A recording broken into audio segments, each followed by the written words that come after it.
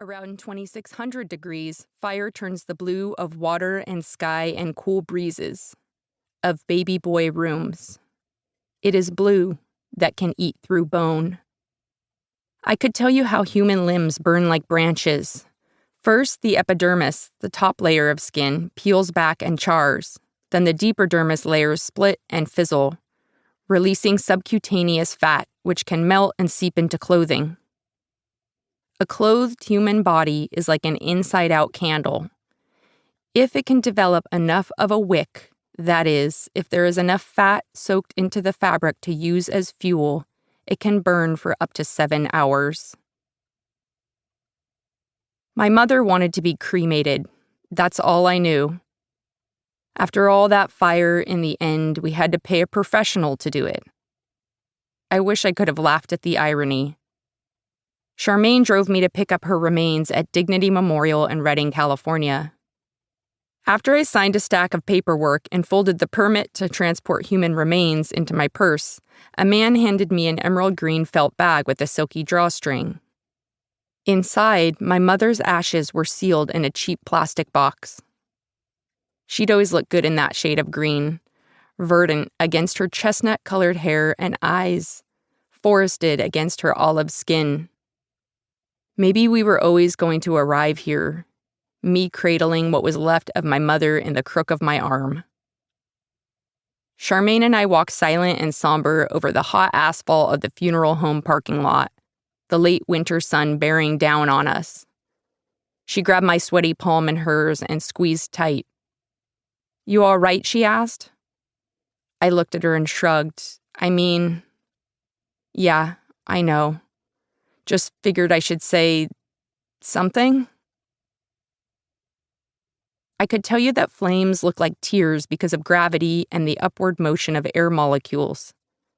That in space, at 0 G, a piece of paper doesn't burn skyward in a hungry rising, but horizontally from side to side. But just as the facts of my mother's death explain little about her story, facts about fire reveal little of what it wants, of its hunger and complexity. In some ways, it's simple chemistry, a perfect collision of elements ignited by a spark. But it moves in other ways, too.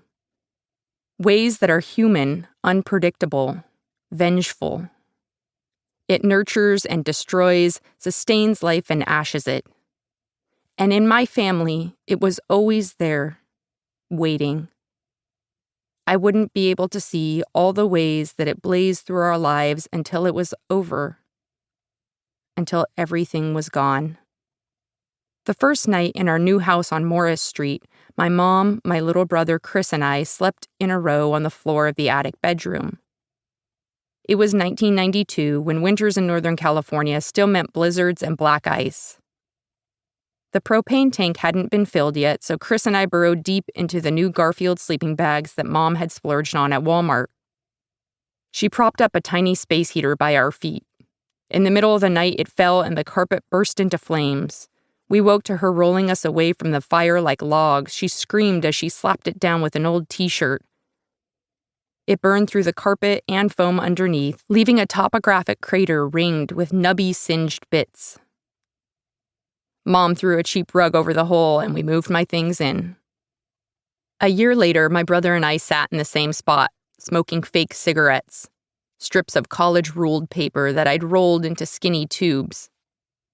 I was 12, he was 4. When we lit the tubes, they flamed, then faded quickly into an electric red line that quietly ate the paper. Smoke curled a wispy dome around our heads, but it wasn't concentrated enough to inhale. We weren't smoking, really. It was the burn that held us, its tiny, contained danger. "Guys," Mom called as she started up the staircase. In one super motion, I snatched the matches from Chris's hands, scooped up the crumpled paper scraps, and shoved it all into the top drawer of my dresser. As she scaled the final stair to the landing, I spied a half-empty water glass across the room and sprinted to it. I crammed the lit cigarette into the water and listened to it hiss, then pirouetted around to flash a smile at Mom. She sniffed the air and narrowed her eyes at my brother.